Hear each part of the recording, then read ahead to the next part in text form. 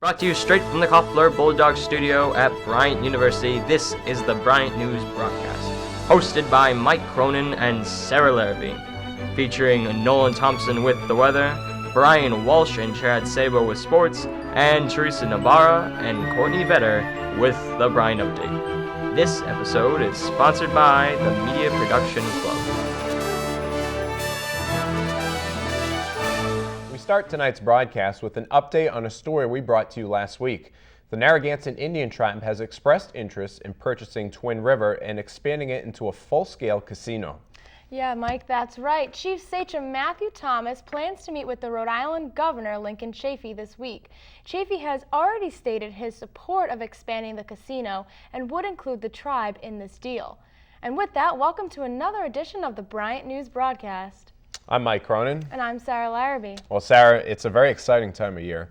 The weather's starting to get a little warmer, snow's starting to go away, but most importantly, spring break is next week. That's right, spring break. I can't believe it. Doesn't that mean we're almost halfway through the semester, right? You know, you shouldn't remind me of that because I'm a second semester senior. I'm going to get very sad if you remind me of that. We're all going to be very sad, but any big plans for the spring break, Mike? Just going to Florida, going down to Naples, going to hang out in the sun. No big deal, right? Just Florida, you know. Yeah, it'll be nice. How about yourself? I'll be stuck here in Rhode Island. Boy. That's all right. That's all right. I got time. Yeah, you got a couple more years. Don't worry about that. All right.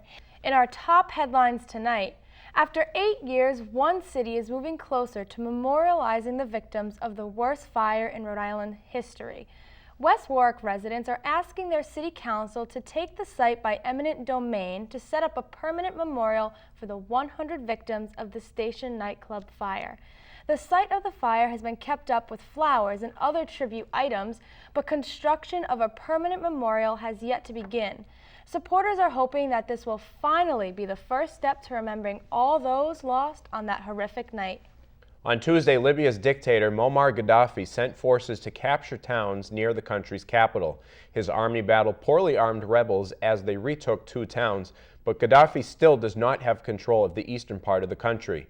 In the 15-day rebellion, at least 228 people have died and almost 2,000 wounded.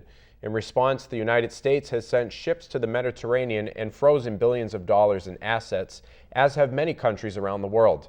At this time, military leaders are still determining whether to implement a no-fly zone over Libya. Mike, that's terrible. More fighting in the Middle East, not what we want to hear. No, first Tunisia, Egypt, and now this, but this is different than what we've seen in the past with this dictator. He's not going away without a fight, and it's really a horrible thing that he's taking this out on his people. Well, we'll hope for better news in the future. And speaking of the future, here's Nolan with a look at our weather.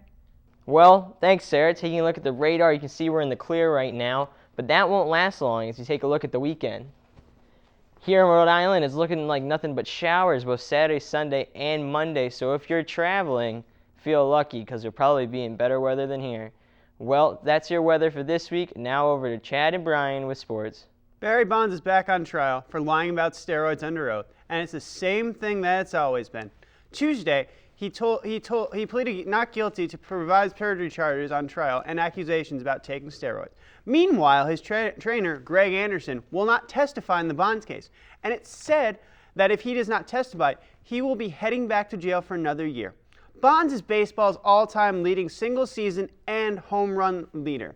If Bonds admits to use of steroids, it will explain many things, like how he went from the magical 73 home runs in a season later on to only producing 5, the changes in his body, and how he was able to do so well for so many years. Players like A-Rod, Clemens, and Rafael Palmeiro have already been tainted by the use of steroids. It's only a matter of time before it happens with good old Barry. Bryant University freshman forward Alex Francis from Harlem, New York, was rewarded for one of the most impressive basketball rookie performances in school history. He is the lone freshman in the conference to lead his team in point production, averaging 14.8 points per game. Francis ended his rookie campaign leading the team in scoring average, total points, rebounding average, total rebounds, shooting percentages, and field goals made and blocks.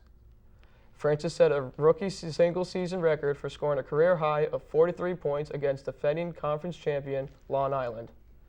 This impressive performance marked the most points scored by a freshman in the country, and it established a new league standard and is the tops in the nation. It will be sad to see senior Cecil Gresham go as he caps off one of the most prolific years in Bryant's men basketball history with a second-team all-conference selection this season and reaching the 1,000-point milestone over his career.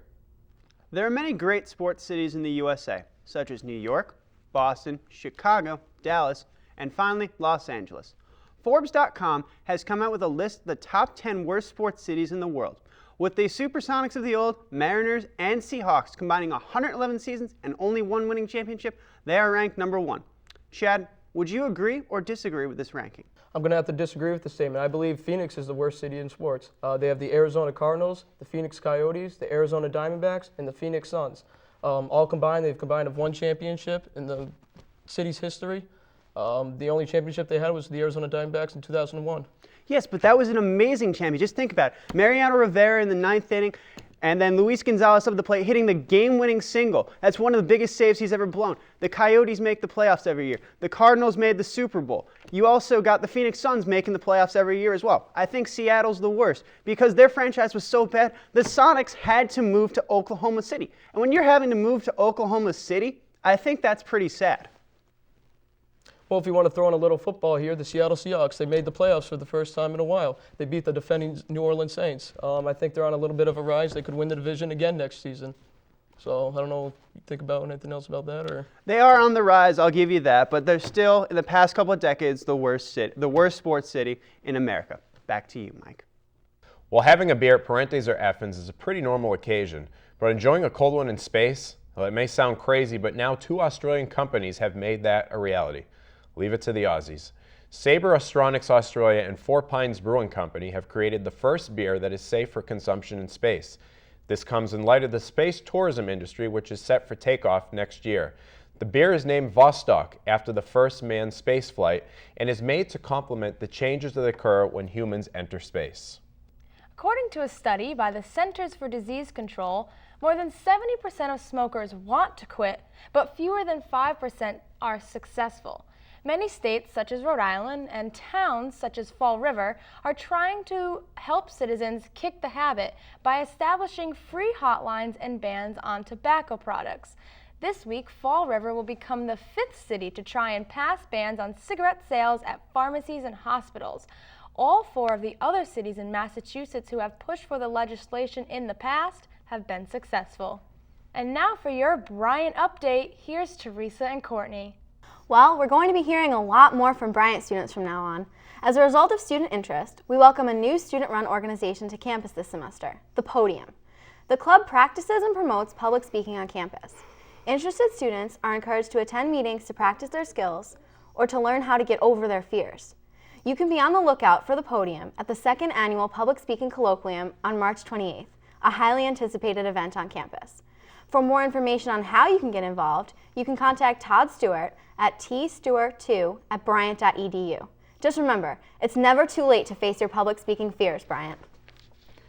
For Bryant students, spring weekend is a time we look forward to all year long, when we can take a weekend to relax in the warm weather and enjoy a mixture of events and activities that bring the whole campus together.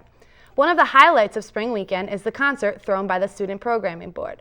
Last year's concert was a hit with Third Eye Blind as the main event. And this year's performer, LMFAO, is definitely going to get the party started with their upbeat tracks and crazy style. Their songs are sure to get the campus spirit up and ensure this year's spring weekend to be the best yet.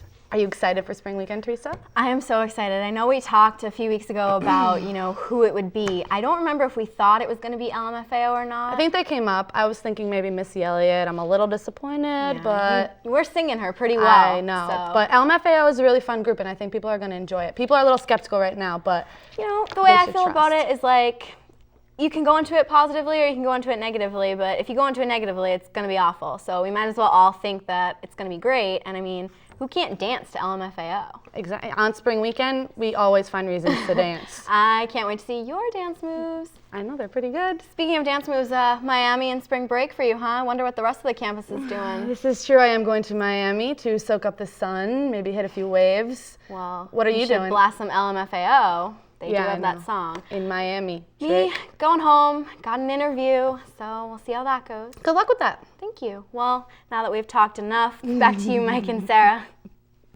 Thank you, Teresa and Courtney. Well, from all of us here at Channel 68, thanks for tuning in to the Bryant News broadcast this week. I'm Mike Cronin. I'm Sarah Larrabee. Make sure to tune in every week as we bring you more on the things that you want to know. Have a safe and great spring break, and we'll see you when we get back.